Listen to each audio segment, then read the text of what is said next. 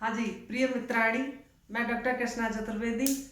आज आपको मैं संस्कृत में यड़ संधि के बारे में बताऊंगी, क्योंकि आपने दीर्घ संधि पढ़ लिया, गुण संधि पढ़ लिया, वृद्धि संधि पढ़ लिया कि जैसे आपका अ पूर्ववर्ण हो, परवर्ण में आपका अ स्वर हो तो आपका दीर्घ हो जाता है।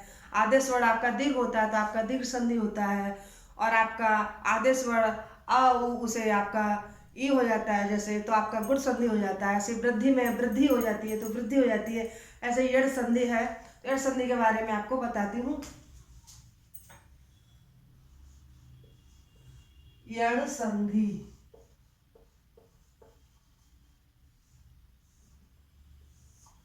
यड़ संधि का सूत्र है यको यड़ची। सूत्र है इको यड़ची। तो सूत्र से पता चलता है एक प्रत्याहार है और अच भी आते हैं उसमें, उसका आपका यड़ संधि हो जाता है। तो इसमें तीन पद हैं, इक, यड़ और अचि। तो जैसे मान लीजिए इक है, एक प्रत्याहार में आता ई, उ, री और ली। आपका एक प्रत्याहार। और आपके जैसे यड़, यड़ प्रत्याहार में क्या है, य, व, र और ल।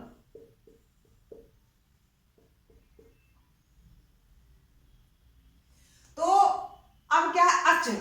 अच में आपके तीसरे पद में आया था अच। अच में आपके सभी स्वर हैं, अ, ई, उ, रे, ले, ए, ओ और आई और औ। आपके 9 स्वर आ जाते हैं। तो इससे इससे पता पड़ता है कि यको यड़ची। प्रश्न आता है कि यड़ संधि का सूत्र क्या है। यको यड़ची का सूत्र है, वो यड़ संधि का सूत्र है यको यड़ची। यको यड़ची में तीन पद है, इक है, यड़ है और अच है। तो इससे तात्पर्य है, सूत्र में इससे तात्पर्य है कि यदि ह्रस्व स्वर, ह्रस्व या दीर्घ स्वर के आने पर आपके पूर्व वर्ण में आपके स्वर ही होंगे, अच ही होंगे, और उनका यण हो जाता है, य व र ल हो जाता है। जैसे आपका ई के स्थान पर य होगा और उ के स्थान पर व होगा, रि के स्थान पर र होगा और ल के स्थान पर आपका ल होगा। तो ये आपका यको यड़ची के अंतर्गत माना जाएगा। आगे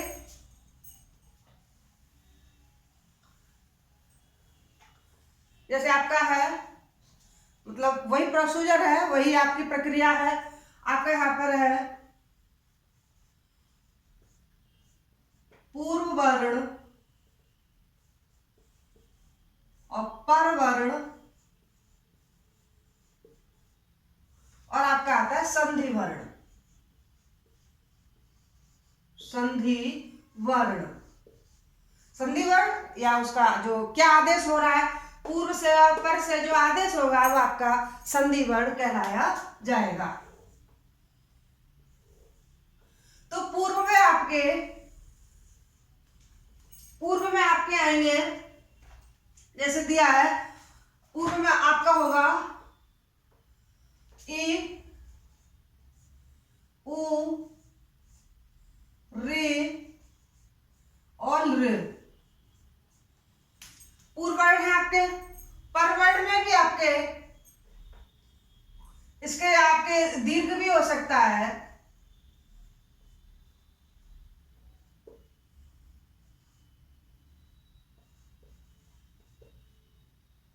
और ऋ का दीर्घ होता नहीं है तो आपका ये यहाँ पे री ही रहेगा।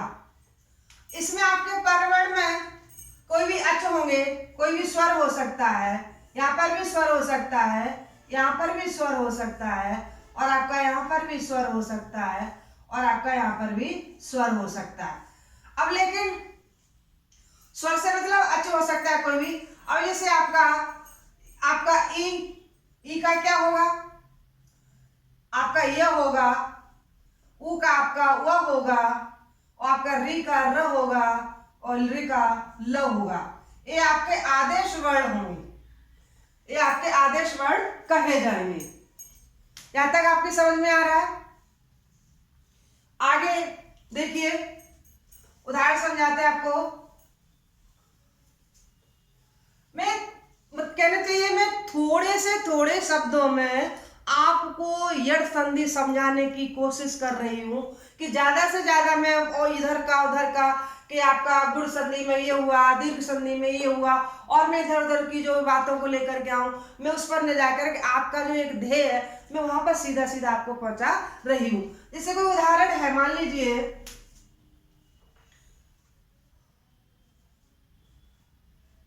अति धन उत्तम,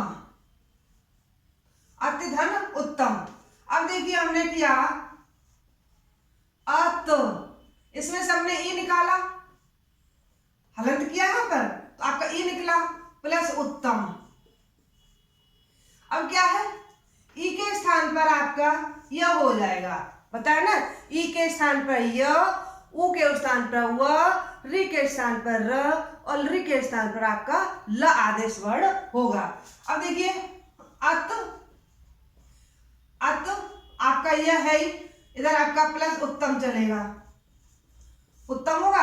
अब देखिए हम इसको जोड़ते हैं, तो तत आपका हलंत है, तत आपका जो तय है वह हलंत है, तो आपका किस में मिल जाएगा, य में। अब ये उ है, उ की मात्रा यहां आ जाएगी, अब आपका हो जाएगा अत्युत्तम, अत्युत्तम। समझ में आया ना? ये अत है, यहाँ पे ई का आदेश यहाँ पे ये हुआ, उत्तम है, तो आप अगर तत्व हलंत था ही, लेकिन या में मिलेगा, और इधर से उ का यहाँ पर उ यहाँ पर आ जाएगा, तो आपका हो जाएगा अत्युत्तम। दूसरा उदाहरण बताते हैं आपको।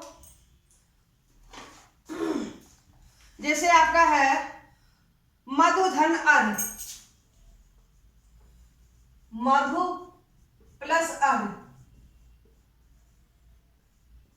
मधु प्लस अर्घ, तो देखिए म ध, अब हमने यहां हलंत किया, ये हमने इसमें से उ लिया प्लस अरे, क्या हुआ, अरे,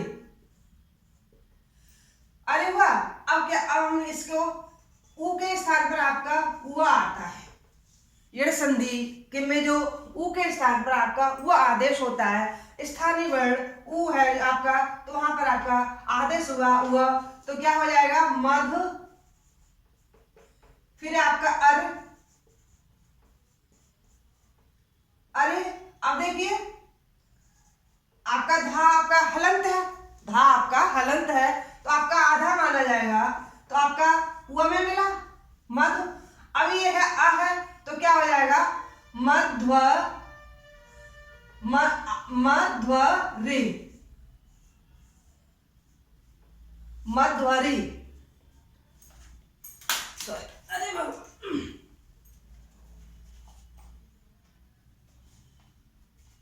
मध्वरी हो जाएगा। अब दूसरा उदाहरण समझाते हैं आपको, और नेक्स्ट है, सिर्फ आपको आदेश क्या हो रहा है, ये इस चीज का सबसे मेन चीज होता है संधि में, कि आदेश क्या हो रहा है, कौन से वर्ड पर। जैसे आपका दीर्घ में पढ़ा था, अ प्लस अ बराबर दीर्घा, या आ प्लस आ दीर्घ, आ प्लस दीर्घा, जैसे पढ़ा था आपने, आ प्लस आ, फिर भी आपका आ ही होगा, फिर भी आपका आ ही होगा। यह हो जाता है, मान लीजिए अ प्लस आ, फिर भी आपका या आपका आई, तो इससे पता पड़ जाता है कि ये दीर्घ के अंतर्गत हमें बताया जा रहा है। गुण संधि में क्या था आपका, जैसे मान लीजिए ओ प्लस अ प्लस उ था, तो आपका क्या हो जाएगा, ओ हो जाएगा। तो आपका ये गुण संधि, ये आपका और उ होकर के आपका ओ पहुंचा, तो आपका ये गुण संधि के अंतर्गत माना जाएगा। जैसे आपका था उप, था उपधन इंद्र, तो आपका यह हलंत कर दे, अब हो गया, ये आपका ई है, तो दोनों को मिलकर के ए हो गया, तो आपका ये आदर उसमें आदेश हो रहा है, तो आपका ये गुण संधि में माना गया। ऐसे ही आपका वृद्धि में वृद्धि हो रही थी, और यड़ में आपका यड़ हो रहा है। दूसरा उदाहरण इसमें है, जैसे पितृधन आदेश, पितृ प्लस आदेश। दिखाई दे रहा होगा, मैं बहुत बड़ा से बड़ा लिखने की कोशिश कर रही हूँ कि आप लोगों को हमसे शिकायत न हो कि हमें दिखाई नहीं देता है। ज़्यादातर ये शिकायत आती है। अभी थोड़े हमारे पास तकनीक का थोड़ा अभाव है, तो इसी से हम अपने आपको गुजर बसर सी कर रहे हैं और आपको मैं इसका बता रही हूँ। तो देखिए, पित्त, ये हमने क्या, इसमें से हमने क्या निकाला, री निकाला, ये री निकाला। अब आपका इधर आदेश हो गया, आदेश हो गया। अब देखिए, री के स्थान पर क्या आएगा, र आएगा। री हमको यड़ संधि के आधार पर हमको री अनुसार हमको री का र हो जाएगा। तो क्या हो जाएगा, जैसे पित्त र, इधर होगा आदेश, आदेश होगा। अब र को इसमें हम ता में करेंगे और आपका इधर ये आ जाएगा, तो क्या हो जाएगा, पित्रादेश। क्या हो जाएगा, पित्रादेश। क्या हो जाएगा, पित्रादेश। ऐसे ही आपका है यदि धन अपे, यदि धन अपे। अब देखिए, द, इसमें से ई लिया, आपका इधर अप रहा, अप रहा।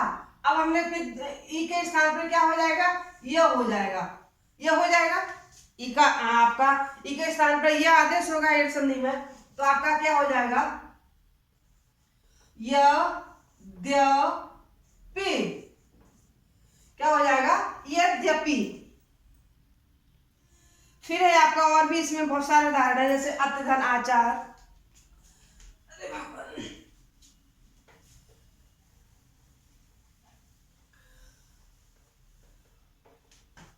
अति प्लस आचार, अति प्लस आचार। अब देखिए, ई निकाला प्लस आचार, आचार। अब देखिए, ई के स्थान पर आपका ये हुआ, तो क्या हो जाएगा, यह त आपका ये हलंत है इधर, ये आपका आचार चलेगा, आचारा। अब देखिए, ये पर आकार, ये इसकी पाई आकार इस पर हो जाएगा, तो आपका त हलंत है, तो अत्य और आ इसमें आपका समाहित हो जाएगा, अत्याचारः। क्या हो जाएगा, अत्याचारः। दूसरा उदाहरण इसमें आगे का, उधर दिखाई नहीं देता, इधर देखिए, गुरुधन आदेश। क्या है, गुरुधन आदेश, गुरुधन आदेश। अब देखिए, उ के स्थान पर क्या होगा, देख जैसे ग गु रु, र हलंत किया, उ निकाला, इधर आपका आदेश, आदेश। अब देखिए, उ आपका उ का क्या हो जाएगा, वह हो जाएगा, हो जाएगा। तो क्या हो जाएगा, गुर, अब रा उद्गामी हो जाएगा, गुर्वादेशः, गुर्वादेशः। रे ऊपर चला जाएगा, तो आपका हो जाएगा गुर्वादेशः। एक है जैसे ली का और एक समझाते हैं आपको उदाहरण, एक ली का रह गया है।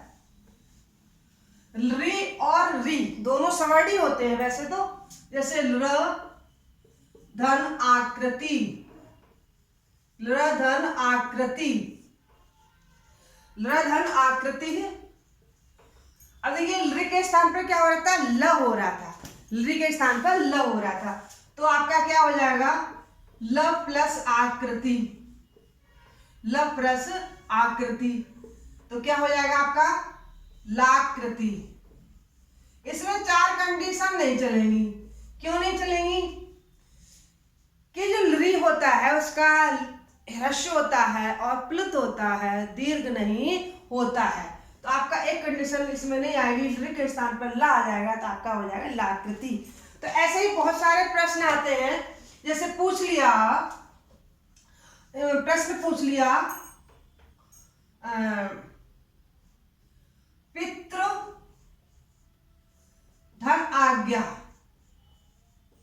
पितृ प्लस आज्ञा, तो पूछा जाएगा कि ये जो संधि विच्छेद है कौन सी संधि का है या इसका सूत्र क्या है। आपने पढ़ा है कि आपका यड़ संधि का है, रि के स्थान पर र आदेश होगा तो आपका ये माना जाएगा, ये संधि माना जाएगा, तो आपका कैसे हो जाएगा पितु, इसमें से हमने री निकाला और आपका आज्ञा, री का र हो गया तो क्या हो जाएगा आपका पित्राज्ञा, पित्राज्ञा, पिता की आज्ञा। लाकृति का क्या अर्थ होता है, जो टेढ़ा होता है तीव्र, अर्थात कृष्ण का पर्यायवाची लाकृति माना जाता है। तो ये आपकी यड़ संधि है। अगर आपको यहाँ पर कोई भी समझ में नहीं आ रहा है तो हमें प्लीज कमेंट अवश्य करें और हमें अवश्य बताएं कि हमारा पढ़ाया हुआ आपको कैसा लग रहा है। जी धन्यवाद।